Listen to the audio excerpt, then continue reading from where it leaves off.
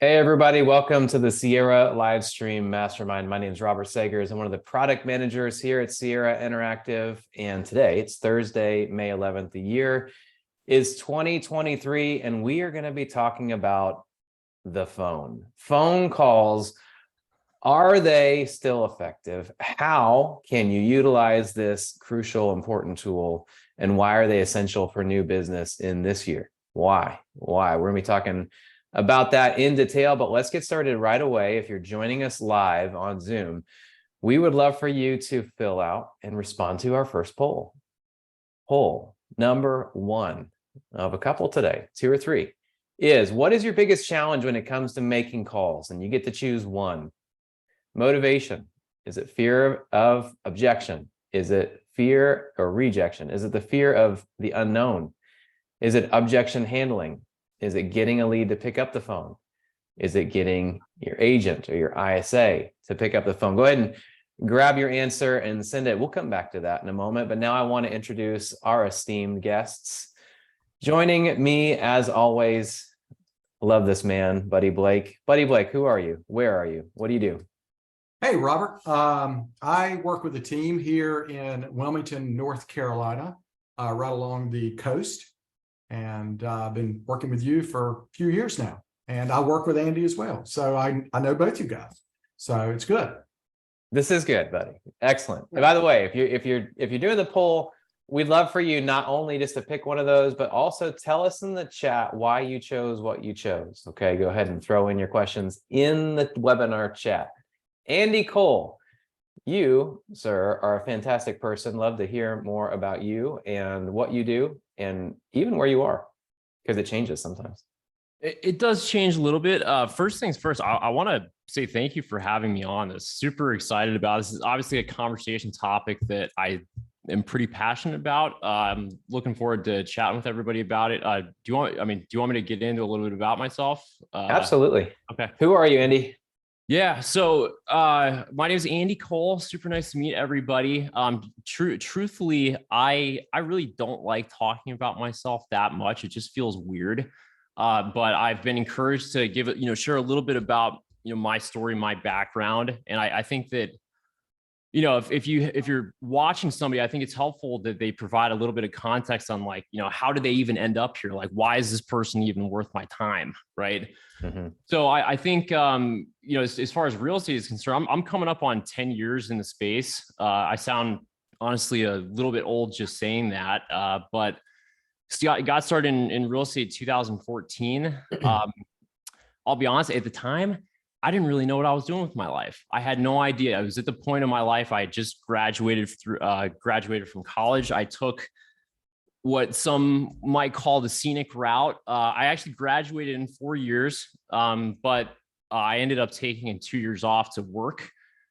Did a couple things that didn't end up materializing. So quite frankly, I had a lot of failures that I had to deal with. I had to go through a lot of, quite frankly, looking back, even preparing for this, this webinar today, I had a lot of, just things that didn't work out, and it was, it was a pretty tough point in my life, honestly. And I think part of why I don't like talking about it is because it wasn't a very pleasant part of my life, honestly. But, so I did end up getting a job with a team in San Antonio, Texas, where I actually am at right now. The team name was the Spencer Hash team. And I was working as an ISA, making 120 phone calls a day from the corner of a conference room. Really, I got sat down. The funny thing is, I actually didn't even get hired initially. I applied for the position. They ended up going with somebody else. The guy before me ended up quitting 2 days into the position. And they ended up calling me, 2 days later and, and offering me the position. So basically it was $120 a day from a corner of a conference room. And really, when I first started making calls for the first time, I think I was handed, I can't remember exactly, what scripts I was provided. I think it was Mike Ferry scripts, if I'm not mistaken. This was a long time ago. And quite frankly, my memory doesn't serve me that well back then. But really, I just, I got sat down in front of the computer and I realized oh, okay. I mean, this is actually not that bad. And I don't know if that's like just a personality trait or what, but I realized like, if I can, there's 50,000 leads sitting in front of me. I just keep calling these people. Eventually I'm going to get somebody. Right. Mm-hmm. And so that may be a very, some slightly naive perspective, but that's sort of what I did. And so I did that for 3 years, did that at a high level. I mean, with the team that I was working with at the time, I mean, it was right around 400 transactions a year. So the appointments, and this, I realized that even like saying this, it sounds like a little bit crazy, but at the time, there were, 100 appointments per month approximately were getting booked every month. Mm-hmm. And I was the only ISA in the office at the time. Now, an appointment for us was a pretty loose definition, honestly. So when somebody says like 100 appointments a month, listen, we were like, everything was crazy. And the thing that I'll mention about Spencer, I didn't even realize it at the time, but he had an amazing business. And I didn't know anything about real estate. I didn't know anything about Spencer, but he had a pretty amazing business that, quite frankly, I just plugged into. Mm-hmm. And all I had to do was literally make a lot of phone calls. It was not it was not hard. If I made the calls, like there was tons of business.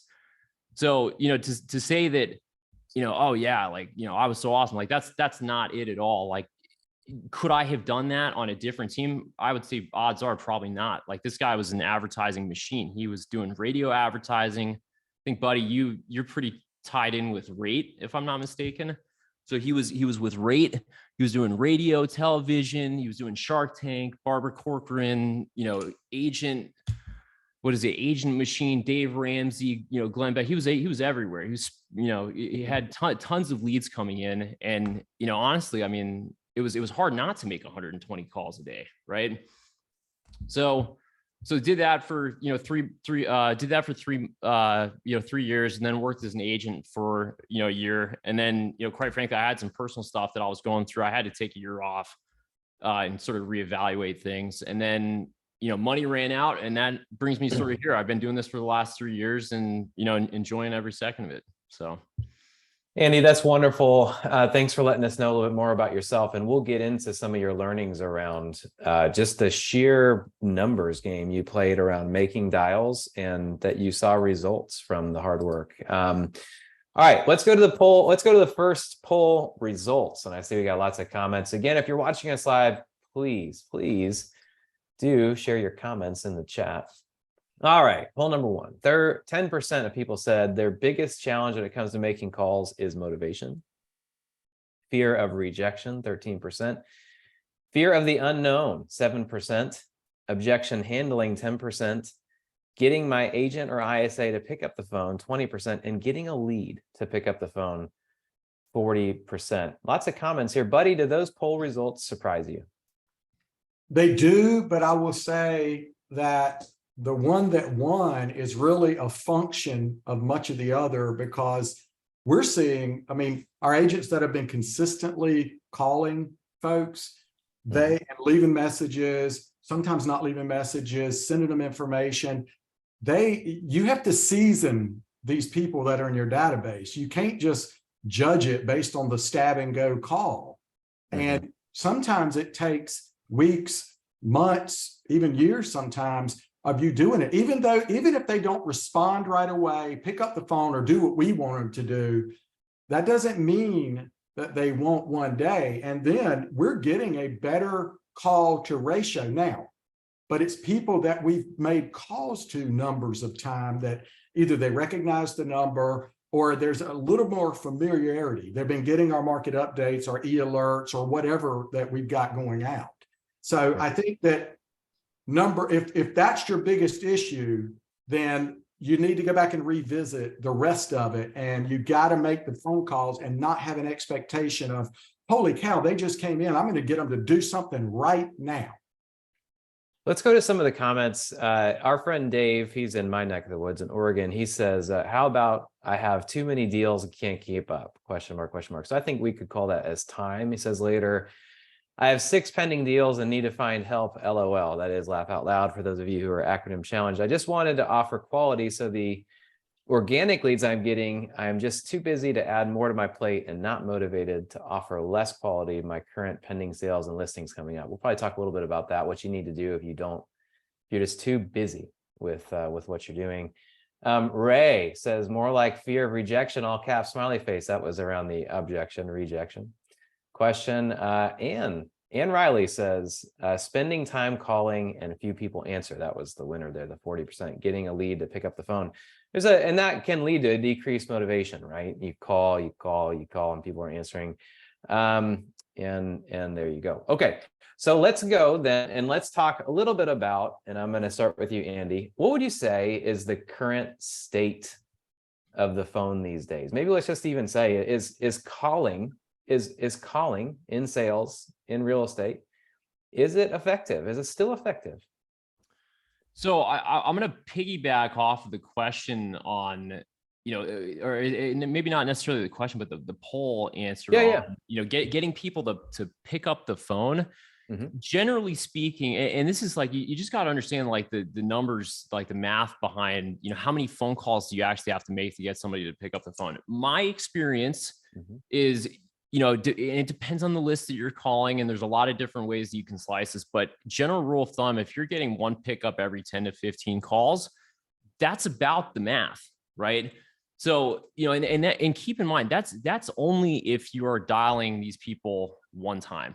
So, and granted, the audience, I feel like we got to mix of sort of everybody in here today, right? Agents, brokers, sort of a mix of everybody, maybe ISAs in here as well. So what I have found in 2023, and we might be getting a little bit ahead of ourselves here, but if you're not making a double phone call to these people, when you're trying to get them on the phone, guys, like nobody picks up the phone on the first call these days. I'm just telling you this. So get in the habit. If you're having issues getting people to pick up the phone, the number one thing that you can do right now, you can do this today, and your pickup rates are going to 2 to 3x overnight. Double call these people. Don't leave a voicemail. And what's going to happen is you're either they're going to pick up, or they're going to call you back because you just called them twice. And it's like, well, they called me twice. It must be important, right? And to emphasize on something else, don't leave a voicemail, because the minute they know that you're a salesperson, it's, with all due respect to everybody in here, and it doesn't matter what you're selling. You could be selling air conditionings, cars. It doesn't matter, what line of sales you're in. People just don't want to talk to the salespeople, right? They don't want to be sold to. So that's to answer that question there. That's what I would recommend right away. Now, to the question on, what's the current state of, of making phone calls in 2023, I look at this very simply. An email, how long, Robert, how long would you say it takes you to type up an email? Would you say how many minutes, or how many minutes and seconds? Any idea? Depends on the one. Just takes anywhere between 15 seconds and 15 minutes, maybe. Yeah. So a simple general email. I mean, buddy, you got any thoughts on this? How long would it take you to type up just like, quick, hey, how's it going email? It doesn't take me a long time, just because I am to the point and your voice. Really worried about the grammar that much. Mm-hmm. Yeah. And Thomas did mention, like, that's why you have templates for that. Yeah, 100%. But the point that I want to make, and the same thing with text, like I have to, and yeah, you can use speech to text, but I would rather just pick up the phone and call somebody, because it's quicker, it's faster, right? And listen, I consider myself to be a pretty hardworking person, but I'm lazy. I'd rather call somebody and have a real conversation, because it's easier. I'm lazy, and I want to, I realize that sounds like a little bit of, like that doesn't make sense, but I'm lazy, so I prefer to make phone calls because it's quicker, right? And so I'll mention something else here as well. So I know that, the current, how things are going with like regulation and text messaging. We're all dealing with this right now, which, by the way, I saw some posts in Facebook about this. Guys, this is not just a Sierra thing. This, like, every single platform is having to go through the exact same thing. And to be honest, like Sierra, I was surprised that Sierra was not doing this like maybe a little bit sooner. I mean, a lot of these platforms, I mean, like Boomtown, for example, they put this into effect like 2 years ago. So the fact that we got it, like Sierra got away with it for this long, I mean, if anything, like, you guys got a huge blessing in disguise. I don't know. That's the point that I want to make there. But with texting, like there's opt out message. Like, everybody has the ability to opt out now, right? So it's like, I could just pick up the phone and make a call. Hey, how's it going? Real person. This is not a robot. Which, by the way, people don't want the robots and the automation. They want a real person that actually knows what they're doing, that is, dedicated to serving people. They're not just trying to, ram people through is a, one, transaction. Like they're, people that are actually truly care about, serving people at a high level. Right. So email open rates. I mean, if you're getting an email open rate that's anything north of 10%, you're doing phenomenal. Like at least with a phone, I call somebody, I get immediate feedback. Like, hey, they either didn't get my call or they picked up my phone call. And I know beyond a shadow of a doubt, like, with an email, I have to wait to see, like, did you see my email? Same thing with a text. Like, did you see my text? I got to wait to see if they saw it or not. Right. So, I think to answer your question sort of a roundabout way, like the phone call for me, like that's the number one way to build your business, to get quick responses. And if you're in sales, you got to get quick responses, because otherwise you're not going to make any money. Right. Right. And so here's the thing. So Andy, you're dropping all kinds of stuff, which is awesome. So I'm going to try, and for those who are listening along, I want to summarize the best I can. Number one, Andy dropped a hot tip. Number one, maybe we got more coming, which is double dial, don't voicemail. Okay. Building on that, you may want to clarify that. Some people may not understand what that means. That means, right, you call a few rings, Andy, and you hang up and you do it again, not you wait 30 minutes and do it again. You know what I'm saying? Let me clarify that. So like, you call them once, I do let it ring through to the voicemail. If I don't get a pickup, I will call them again. And here's another tip.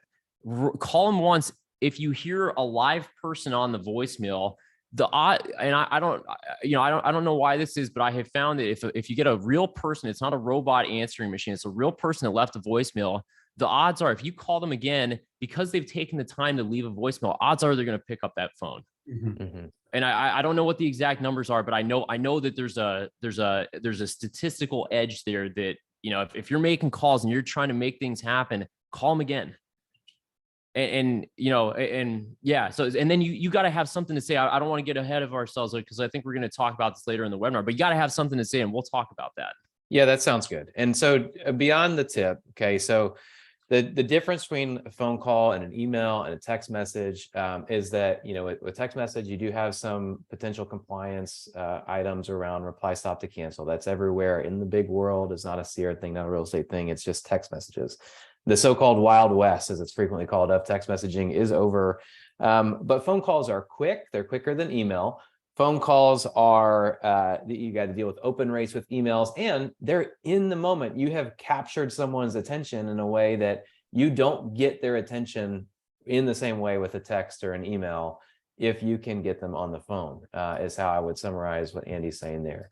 I do want to say that couple of things. Scott asks, when you double dial, are you typically doing that in the Sierra dialer? No, Andy, you're not a Sierra employee. You work with folks who use many different CRMs. I work for Sierra, but just kind of to the point of the actual process there, do you pause the dialer and then click to manual dial? Like, how have you done that in Sierra in particular, I think is Scott's question. So I want to make sure I understand the question, but I'm going to do my best to answer it here. If he's talking about a calling list, is that how you guys are interpreting this, Scott? Is it, if you're talking about a calling list? Let's just say it is, and we'll move through it. Yeah. So if it's a calling list, truthfully, like I actually prefer to not do calling lists, and just, if you're talking about Sierra, like at the top right, like you have your leads, you can just, you call them once, they don't pick up, you just call them again. Right from the dialer though, you're using the dialer. Yeah. with the Sierra dialer, yeah. And if they don't pick up, I just click right to the next lead, and I do it again.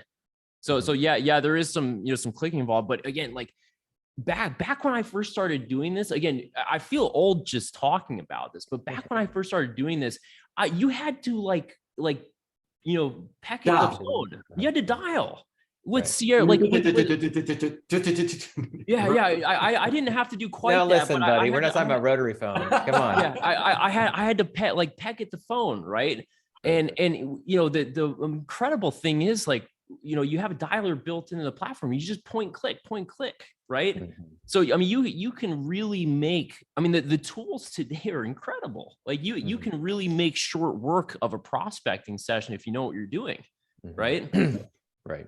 And that's, Yeah. and Thomas jumps on and says, if you're using the Sierra call list, and we'll move on through this once I read it, but you would hit the log call, stay on the lead, manually call that lead again, and once done, start your call list again, because the call list stays down there at the bottom. Angie, and I, not to belabor this too much, but since you seem to have hit a nerve here, Andy, with your comment, Angie says if I call and they don't pick up, I send them a video text. What are your thoughts on using video text? So she doesn't double dial, she dials then video texts.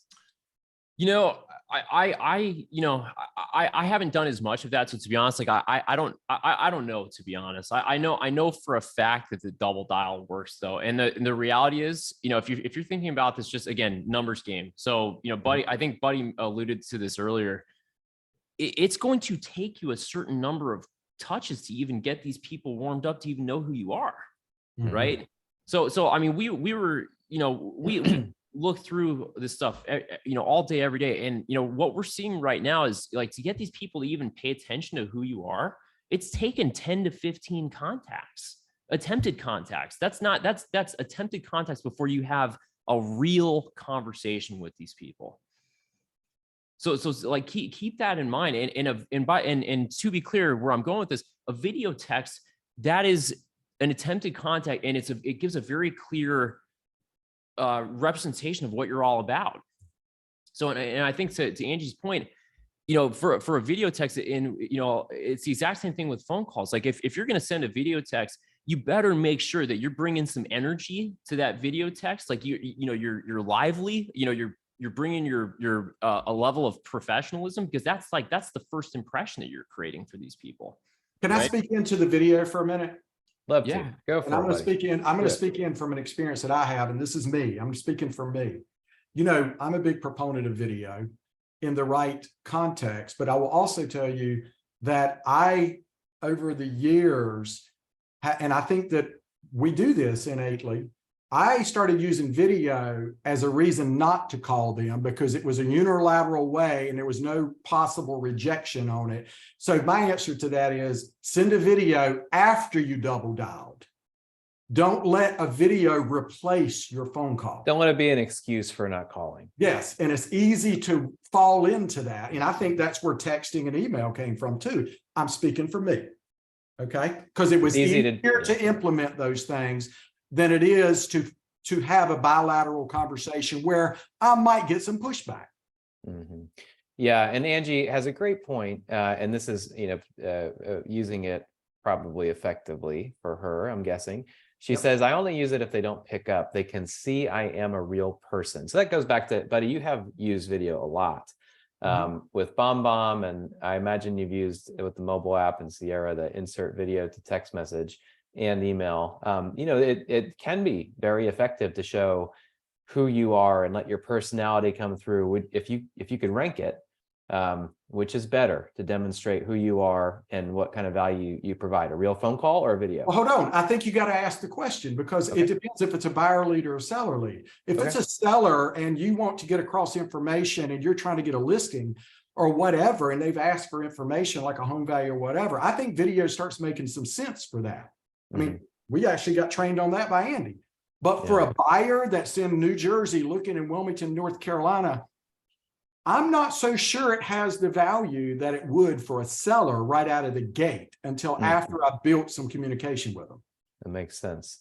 Andy, I want to keep going. If you're watching us live, and a lot of you are, we would love for you to throw your questions into the chat and the Q&A. We'll do our best to get to as many as we can.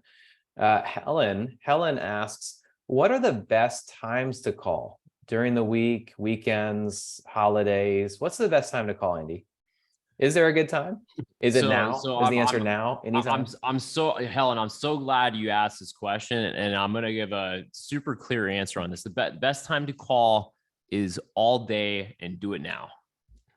There's no best time to call. And anybody, I mean, look, you could, everybody, like, unless hey, this person works like night shift or something like that, unless you know that information up front, you just got to get in there and make the calls. And I think, you can try to, prepare yourself to make calls all day long. You're better off just making the calls, like honestly. And truthfully, if you practice the double dial, you will get people to pick up the phone at all hours of the day.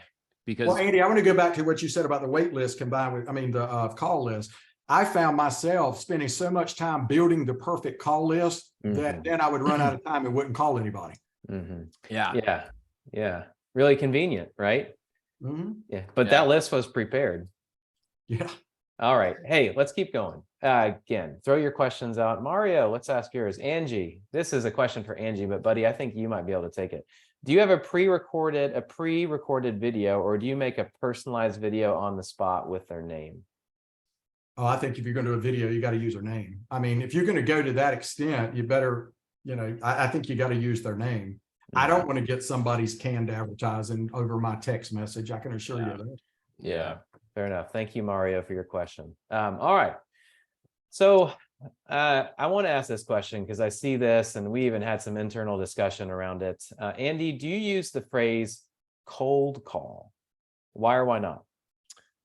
So, I mean, at the end of the day, sort of not really. I mean, it's really, you're just making calls. You're having conversations with people. And, at the end of the day, I think, and this is fresh in my mind because this came up on a training session that we did the other day. And, a cold call, like it almost like it's sort of like setting yourself up for failure, like cold.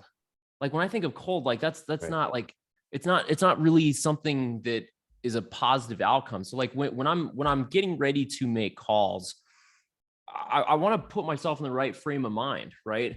So the right frame of mind for me is, I'm making calls, and let's keep it simple. Let's talk about leads that have opted in, to the website. Let's just talk about, Sierra PPC, for example. I feel like a lot of people are probably doing that. So these people have opted in, right?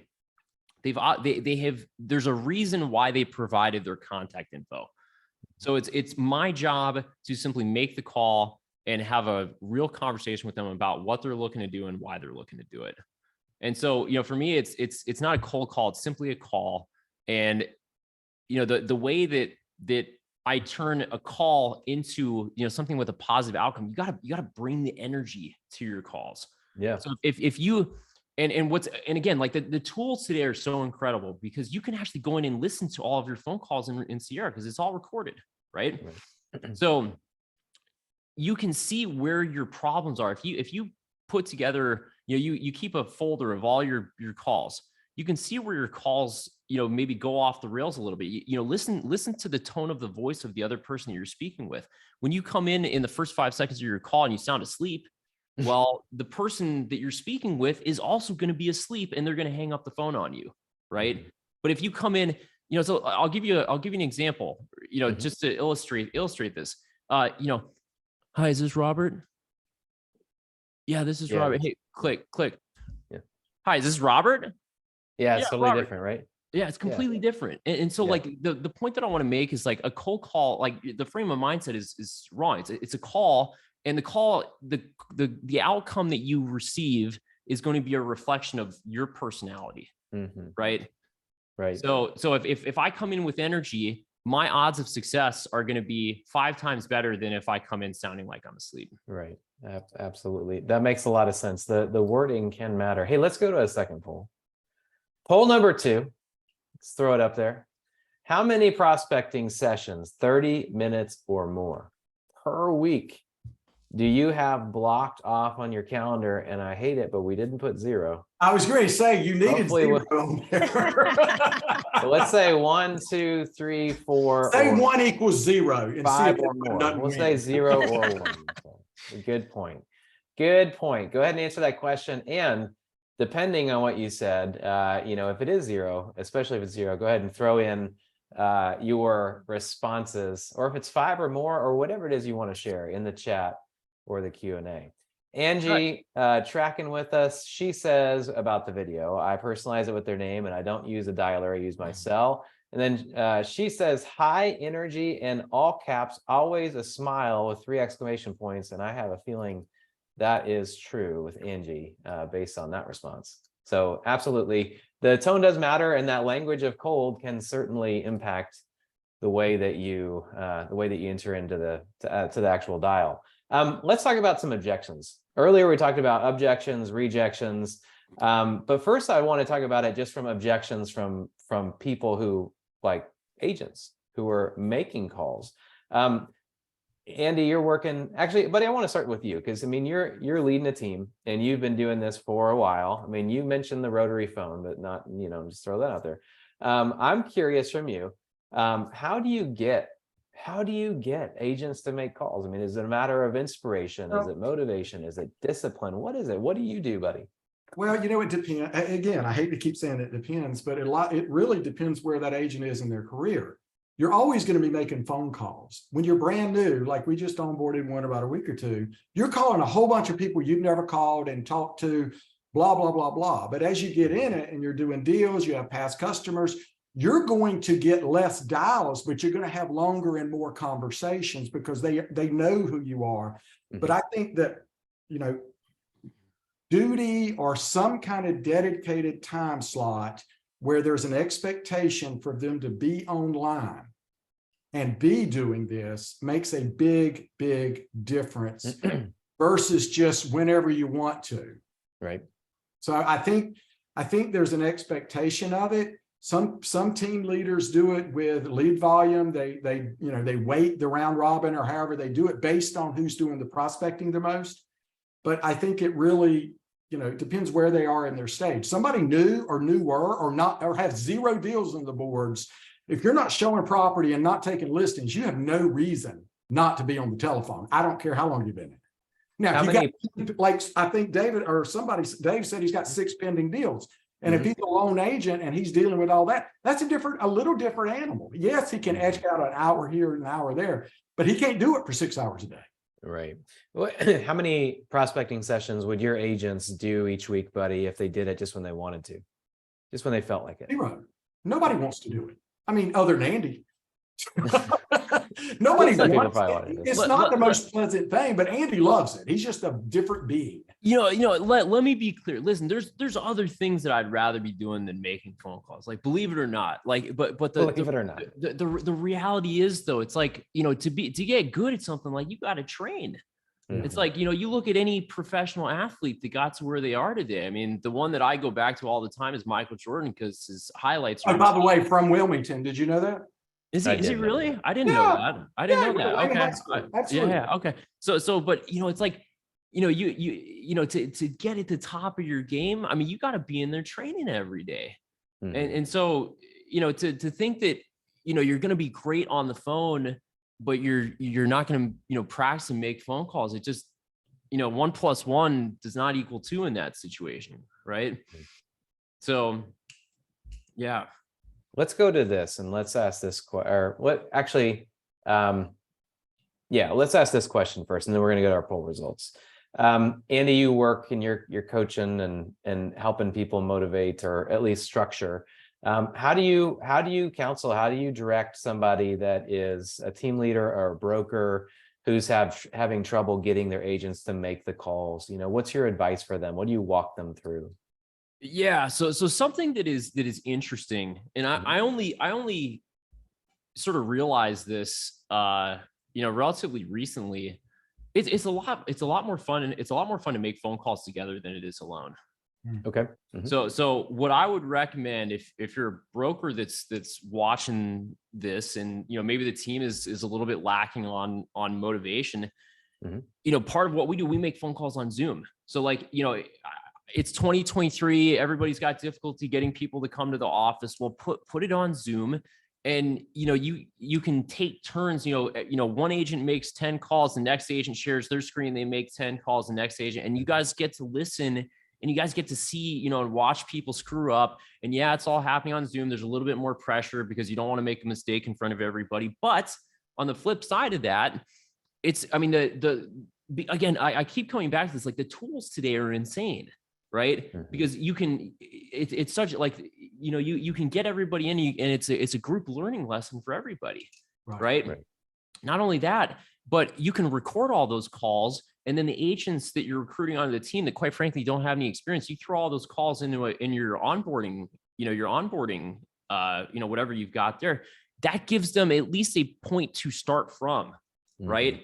Or better yet, get some training sessions in there from somebody that actually does know how to make calls, and they can model what somebody's already doing. Like, don't try to reinvent the wheel, right? So that would be my recommendation. And it's a lot more fun to make phone calls together than it is alone. So I strongly recommend that. Buddy, I know you do that in terms of you grab the good, the bad, the ugly phone calls, and you use those in your onboarding and your training with your agents. We do some funny ones, not funny ones, Right. but we also participate in, like new agents we run through, and we make them kind of participate with, Right. A group with Andy and things like that, so they can hear it from other perspectives and other styles, because everybody's got their own style of, what they're going to say when they answer the phone. And that's usually the hang up, Andy, is a lot of people don't know what to say when they pick up the phone and they actually get somebody on the phone. What do I say? Right. Yeah. Because they registered for a house, but I don't know just where you want to lead it. Right. Yeah, 100%. So let me expand on that a little bit, because I think this is a big reason why a lot of people don't want to make phone calls. So there's the fear of rejection, but there's also like the fear of not knowing what to say, which causes the fear of rejection, right? So, when we're calling these people, again, like, you got to be in the right frame of mind. So like when I'm making calls to somebody, I'm not calling people with the intention of booking an appointment.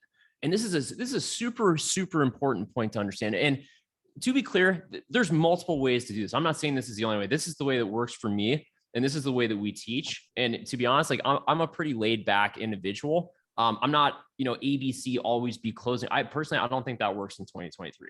So the way that I like to call people, it's laid back, it's friends and family, type of language. Hey, how's it going? What's going on, man? It's how I literally talk with people that I know.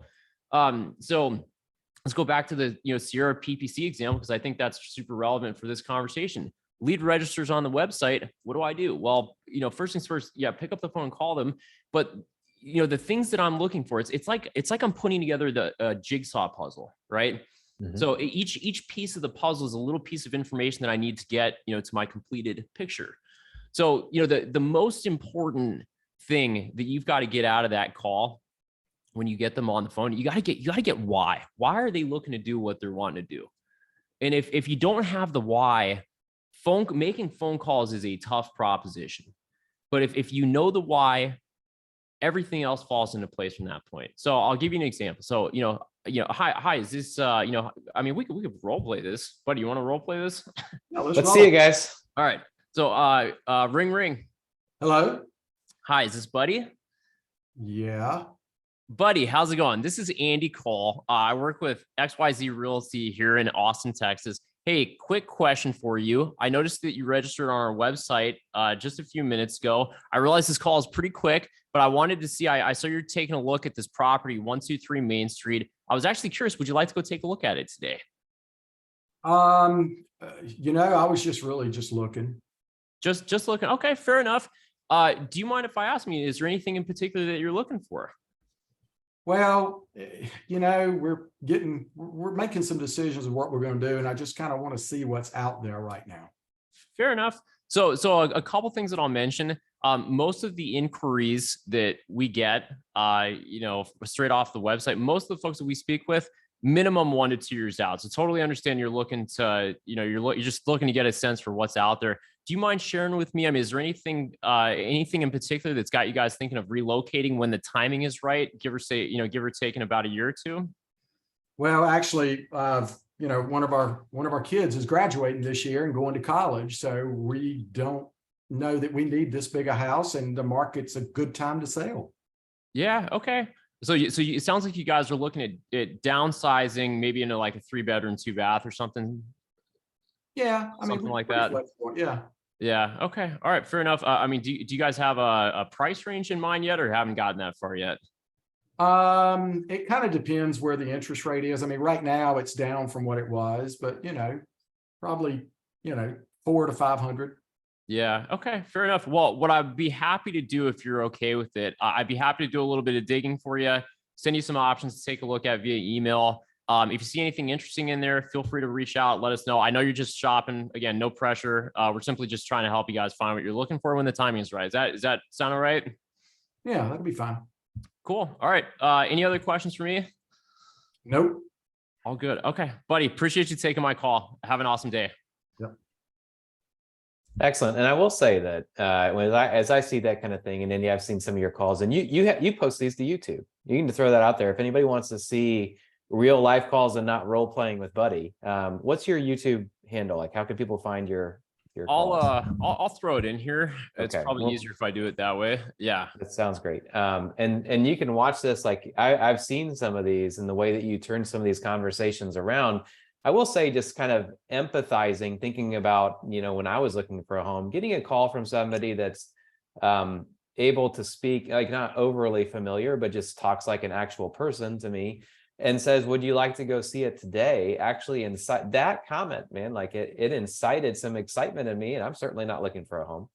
Well, they It's don't know just the it's an idea of option. being A lot able of them don't know it's an option.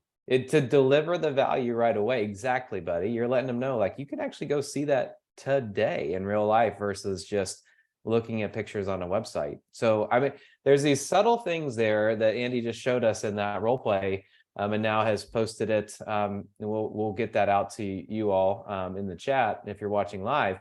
But you can check out some of these calls, and I think it's really helpful to listen in. All right, I want to go to the results of our poll. Oh, If we've got those available and ready to display.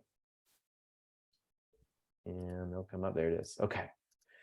Poll number 2. How many prospecting sessions, 30 minutes or more per week, do you have blocked off in your calendar? We didn't have a 0, but 1 I'm actually shocked. or 0, 22%. Well, maybe, buddy, that the people who are interested in this webinar, maybe they're a little more dialed in or dialed in. You like that? 2 per week, 17%. 3, 22%. 4, 13%. 5 or more, 26%. But I do want to go to some of the actual comments. So our friend Dave says 0, due to such good organic leads from the amazing SI website. Thanks for the shout out, and SEO. That I just get calls and focus on those. Scott Hack in Louisville, he says 0 for the most part. I do follow up from the inquiry. So both of them would say more, they're responsive, right? They react to what comes in. Ray says, I manage Sierra for my brokerage, which keeps me very busy. I make my prospecting calls as often as I can, which boils down to time management skills. And I think maybe we want to add in some intentionality, not just time management, but some planning in there as well. But that is time management. Thomas, coming back to, one of your points there about doing things together, Andy, Thomas says, we do call night bingo. We make a card for different scenarios that may pop up on a call, and whoever gets bingo wins a prize. Fun for everyone and kind of motivates the team to get on the phone. Have you heard of call night bingo before, buddy? no, never done that. That's a new one to you as well. Idea. We've done a lot of things, but not done that one. That's fun. Thank you, Thomas. Chad in North Carolina, he says, oh, I thought you were the listing agent, is one I get a lot. Kind of back to your role play. Is that one that you hear, Andy? People talk to you about when making the calls? Oh, I thought you were the listing agent when they call. It doesn't come up that much, but I do have some thoughts in it, so I'll share them. If you get that comment, I think in a lot of cases, the person is expecting you to try to sell them on why you should use them, right? Because if they're looking for the listing agent, that comment implies that they know a little bit about the business, right? They know a little bit about how things work. In a lot of cases, I will simply tell them, number one, sales is about giving people what they want. So number one, give them what they want. Okay, great. Well, I'm happy to provide you the listing agent's phone number. And I simply give them the phone number. Yeah. Oh, by the way, do you mind if I ask you, it sounds like you're looking for a home right now. Right. So I give them what they want first. I get that out of the way so that I can go in and get what I want. Right. Mm-hmm. Which is the most important piece of information is, again, like, why are they looking to do it? But I lead with the question on what they're looking for, because that's what's important to them. And the why is what I want. Right. Mhm. And when I know the why, so coming back to the conversation that Buddy and I just had, the why for him, I mean, it tells me everything that I need to know. Mhm. Right. Simply because I asked I asked the questions that needed to be asked. That I don't see any conceivable situation where that is not turning into a sale, honestly. Mhm. Well, I want to say this, Andy, real quick. I want to interject there, and just be careful when you're looking through the notes. The why changes, and it can change rapidly. Mm. In our world, we have a lot of retirees moving here, and the life changes. I mean, they can say one thing 90 days ago. So be careful that, it's not necessarily concrete forever. That why, like you said, Andy, can change. Mhm. 100%. So, and that literally was leading me to my next point. The only way that you could potentially lose that sale is if you don't continue the conversation after that. But to the real point that I want to make is, like, when you know the why, and this is the reason why I need to know the why, and why everybody in here needs to know the why. And this, by the way, this is not just real estate. This is sales 101. Like, this is fundamental sales. If you don't understand the why, you cannot sell anything to anybody. If you know the why, you sort of can actually sell anything to anybody. You have to do it ethically, obviously. And that's the only thing that I'm talking about here. But when you know the why, that gives you the conviction to actually follow up with these people. So, like, in Buddy's case, there, kids going off to school, that's a done deal, right? Kids Right. going off to school, the house is going to be too big for them. That's, when I'm looking at motivation level, and the way that I like to look at this is, put it on it, like, mentally in my head, put it on a scale from 0 to 10. Where are they at motivation wise? So for Buddy, I would confidently rate Buddy's motivation. Yeah, he says he's just looking right now, but I would confidently rate the motivation based on that conversation strong 8. Like, that's happening, right? Mhm. Right. So because the motivation is so high, that gives me the conviction that I need to follow up with him and be persistent about it.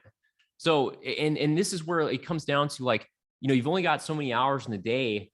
This is how you identify your best opportunities in the database. And this is how you take, everybody says, like sales is a, it's a really hard space. This is how you take what is, what can be a very unpredictable space. It's full of a lot of up and downs. This is how you build consistency is by figuring out the why. Yeah. So Figuring out the why. So okay, before we do my next question, because I'm just like right on there, but I'll come back to, I'm going to do, let's do our third poll.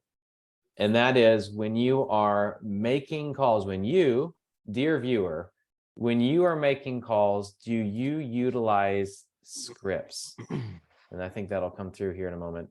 Yes or no? When you're making calls, do you utilize scripts? Yes or no? If you have more to say about it, rather than just checking a box and clicking submit, be sure to post them into the chat. Speaking of the chat, Trey asks, what is Andy's YouTube channel? And you'll see if you're watching us live, and we'll post this afterward as well. We've posted that link for you all to check out.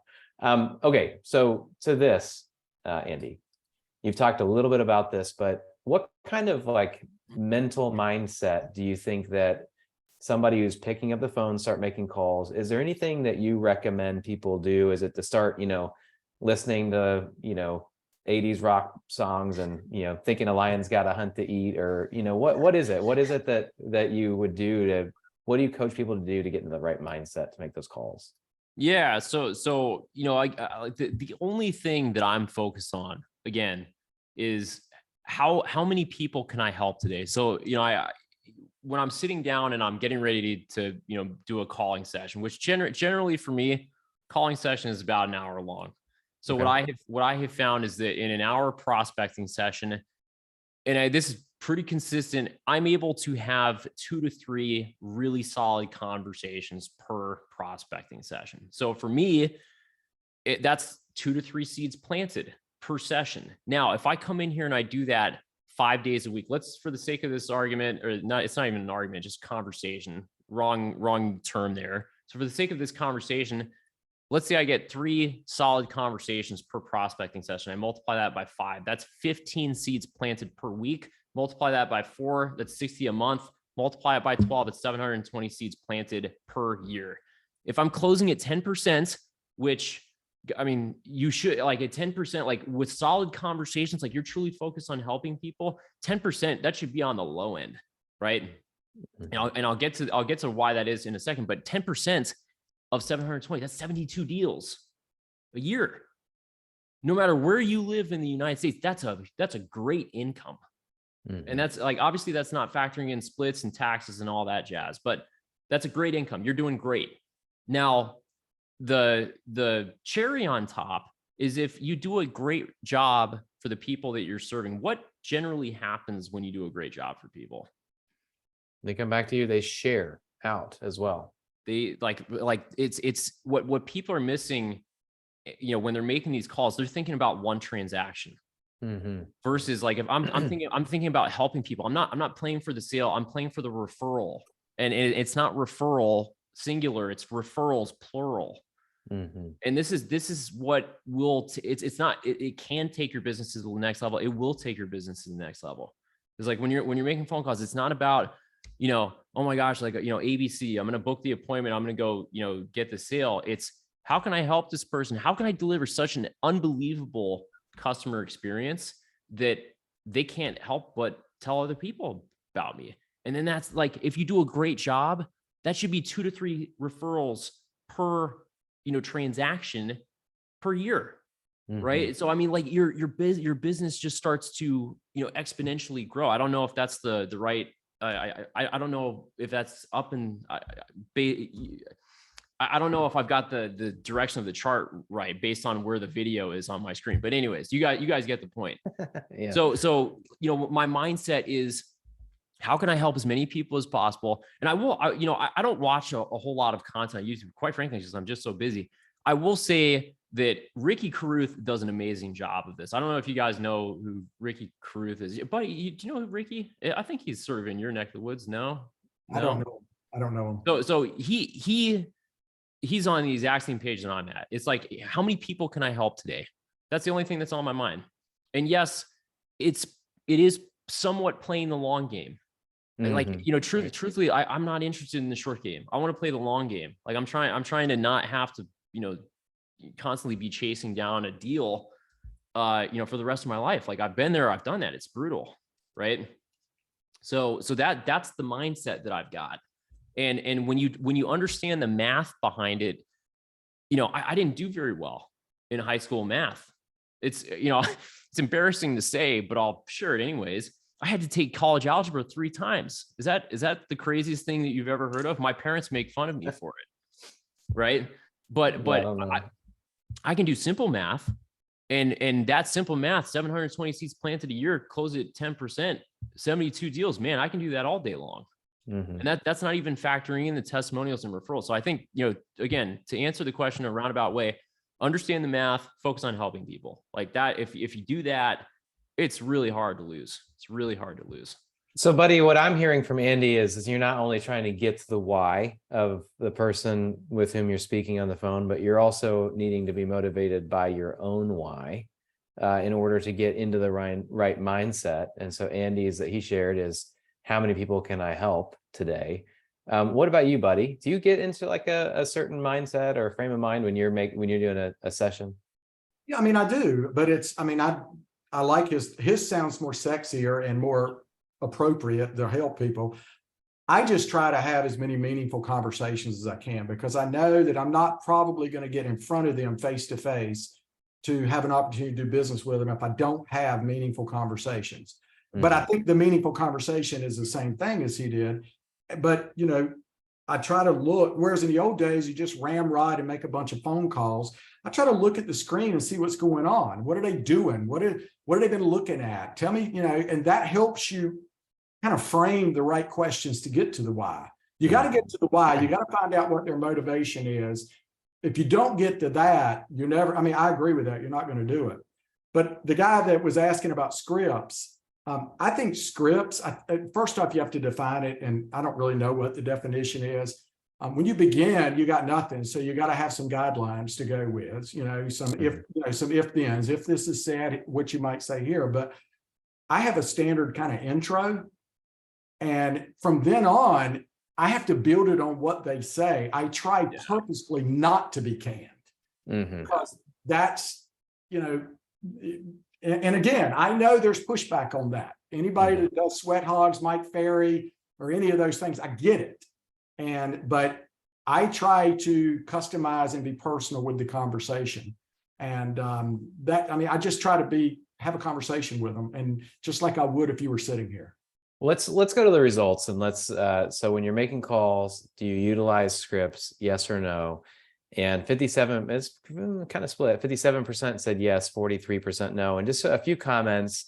Our friend Dave says, no, I used to, but now I let the conversation flow as needed. Ray says, I use scripts that have been proven to work. Mario says, I use scripts/bubbles. I pull from them to jumpstart the conversation and or as a flow chart to move the conversation along. I heard you say, buddy, that you've got an opening. You've got a uniform, essentially a common opening you use, and then you go from there. Right? And just because somebody's opening or whatever works for them, it doesn't necessarily mean it's going to work for somebody else. Right. Mine is personal. It's quite unorthodox, and I go against a lot of the rules of sales, but for me, it works. So, right. Andy, is the phone call about you making the call, or is it about the person who is receiving the call and talking to you? Say that a question again. Is the phone call about you, the person making the call, or is it about the person you're calling? Yeah, I I guess it's sort of a combination of both. The call doesn't happen unless you make the call, right? But when you're calling the other person, sales is about the other person. So there, I think it was Zig Ziglar that said, you'll get everything you want in life if you focus on giving people what they want, right? So, my focus is on 100% every single phone call. It's how what is important to you. And in some cases, like sometimes I'll just come straight out and ask that. In some cases, literally, like, what's important to you? You looking for a swimming pool? You got a dog? You need a big backyard for the dog? You got, is grandma living with you? You need a 5-bedroom single story? So I got to figure out, again, it all comes back to the why, though. The why is going to tell you what's important. And the why is going to tell you, where you need to lead the call. And to Buddy's point, on using what he mentioned about, he's got an intro that he uses, and then the conversation starts to flow after that. I'm exactly the same way. I've got my opening line, which is, hi, is this Robert? Hi, is this Buddy? And the reason why I do that, because I think that this is important. You got to get past the first 5 seconds of the call. So the reason why, and this is something that I have not heard anybody speak about much, but it's super, super important. And it's actually the unspoken objection. It's the first objection that you're going to deal with when you make a phone call. So Robert, if you get a phone call from an unknown number, what's the thought that goes through your mind right away? It's a spam call. That's 100%. The first thing. It's a spam call. Somebody trying to sell me auto insurance for a car that I sold 4 years ago, right? So you gotta, like, that's the first objection that you're dealing with. So you gotta have something that is planned to deal with that unspoken objection. Now, the reason why I say, hi, is this Robert? Hi, is this Buddy? It's because number one, I'm asking a question. So questions get answered, right? Statements get ghosted, questions get answered. So hi, is this Buddy? It's a question, and it is a very curiosity loaded question. Because if somebody asked me, what my name is, what my response is every time, it's like 100 out of 100 times. Yeah, it is. Who's this? Like now I'm curious. So I've just taken somebody that, who's this so-and-so that's calling me, and I'm going to hang up on him in 2 seconds because he's trying to sell me auto insurance. I've just taken that objection. I've flipped it into something that's useful. I've got curiosity now, and curiosity keeps people on the phone. Right. So that is super important. And then I quickly get to the point of what I'm calling about. So Robert, this is Andy Cole. Hey, I'm calling with XYZ Realty here in Austin. Hey, I was calling because you had registered on our website, saw that you were checking out 123 Main Street. Looks like, you're showing interest in that one. Would you like to go take a look at it today? Right. Yeah, I would actually love to. 123 Main Street is the hottest piece of property I've ever known about. So hey, I want to throw in one tidbit I actually picked up, and I think it's been pretty helpful, especially if you work for, we make assumptions that these people that we're calling know who our company is, and they understand that it's a real estate company. Like I work now at Coldwell Banker. Well, a lot of people don't realize that that's a real estate company. By doing one little tweak, I'll say, hey, is this Robert? You'll say yes.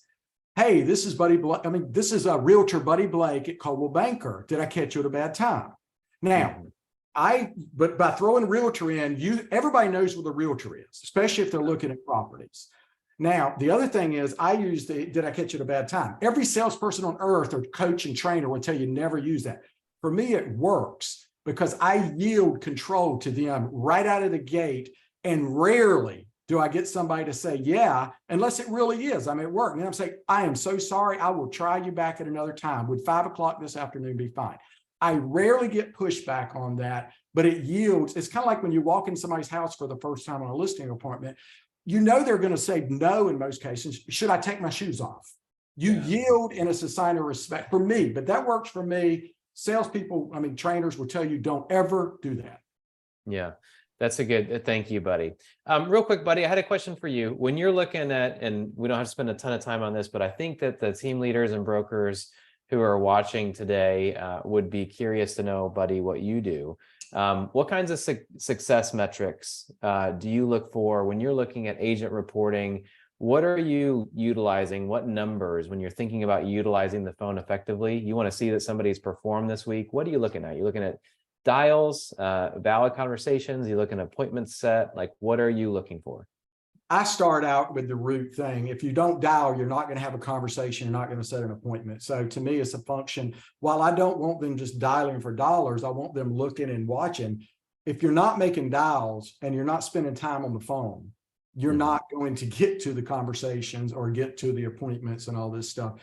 I can't track. I'm not the smartest cat. I can track one thing. And if I'm watching the dials, the rest of, if you make enough phone calls to the right database or a reasonable database, and you're either going to have some success or you're just really horrible. All right. Well, this has been fantastic. I do have one last question for you, and I'll start with you, Andy. What else, what was not said or what needs to be reiterated about what is crucial for success with the phone in 2023? Yeah, so I'll sort of piggyback on Buddy's answer a little bit. The metrics that you look at, like what is the metric to look at? And it's like, for me, it's actually not even really a metric that you can just pull up a report and say, oh yeah, like, we made 100 phone calls a day, which, by the way, the dials, that is incredibly important. Like that's one of the number one things that we look at as well. Going deeper though, it's what actually happened on the phone call. That is the single most important thing. If you show me an agent that is underperforming, go in and listen to their phone calls, and specifically, literally like listen to the whole phone call, and you can see where the phone call goes off the rails every single time. And the reality is, I hate to say it, a lot of people are not willing to do that because it takes time, and in terms of the training that's required, if you want to play the game at the top, you got to go listen to the phone calls. It's like watching your game footage from the previous night. If I'm a professional basketball player, which I'm not, because I'm not even 6 feet tall, right? I'm going in and I'm watching the game footage the next day with the team. And that's exactly what we do. We go in and we listen to the phone calls. We break it down. We pull up a Google Doc. Here are the good things that we did. Here's the things that we need improvement. We bullet point them out on a Google Doc on Zoom in front of everybody. And yeah, it's a little bit uncomfortable, right? Because everybody's critiquing your call. But the reality is, man, it's an informative session though, right? Because everybody's able to learn from each other. And man, like the learning curve that would have taken 3, 4, 5 years. It's being condensed into like 6 months. So I you know, is a team, like for the team owners that are watching this, I would say the single most important thing that you could do to improve the, you know, the productivity of your team, set up, and this is exactly how we do it. We have a type form that we have set up. People can submit literally their phone call recording. They can submit it through a type form. It's attached to Airtable. You know, I don't know, maybe that's a little bit too complicated for people to set up, but that, you know, we literally have a spreadsheet where it's got these files all in there, and we go through and we rate the calls one by one on Zoom. And if that, I mean, I don't see any conceivable scenario where your team like the quality of the phone calls on your team is not dramatically going up based on that. And you know, the last thing I'll say, I mean, if you can be great on the phone, you're going to be great in person. You're going to be great. You're going to be great everywhere, because, you know, like being on the phone is a form of public speaking, right? And so, like, you know, you can, yeah, you can use ChatGPT all day long to, you know, and this is not I love ChatGPT. I'm using it every day, right? But you can use ChatGPT and AI and all this stuff all day long to create your messages. The reality is you still got to get face to face with these people and have a phone call. And if you can't do that, well, you've been catfish. Like you catfish your lead, and they're not going to work with you anyway, right?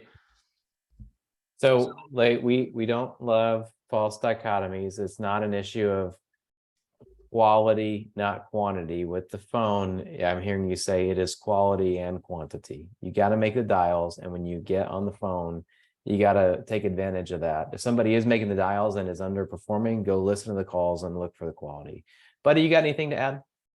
No, that's an awful lot. There's a lot packed in here. And, you know, at the end of the day, you know, don't get hung up with all the analysis. Make the calls, listen to your own calls, like Andy said, not just listening to other people. I actually cringe sometimes when I listen to my own calls, and I'm like, why did I do that? But he is right. If a call goes badly, you can find that point at which it turned real quick. Right. And usually it's me not listening. It's me talking versus listening. All right. One last thing. We got a couple things, and then we'll wrap up. Ray says, how about ChatGPT for scripts? You just mentioned that, around Andy.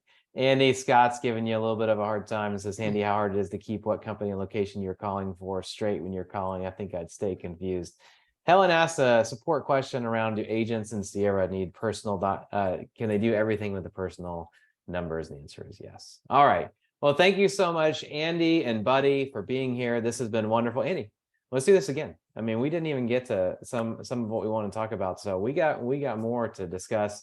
Fantastic. If you got value out of this, we would love to hear from you. Send us a message. I think the email is hello@Sierra Interactive. Shoot an email out to us and let us know what you think. And be sure to sign up. And if you sign up for this one, hey, you're going to be signed up for future webinars as well. We do have a town hall with our CEO, Peter McLaughlin, next Thursday. You're going to want to be there for that. And if you joined us live, be on the lookout for the replay. Within 24 hours, we're also going to send you a bonus kind of workflow or 6 steps to prospect like a pro, I should say, from our friend Andy Cole. So that'll be awesome. Look out for that. Thanks again for joining us live. And if you didn't join us live, I hope to see you on a future one. Take care. Thanks so much.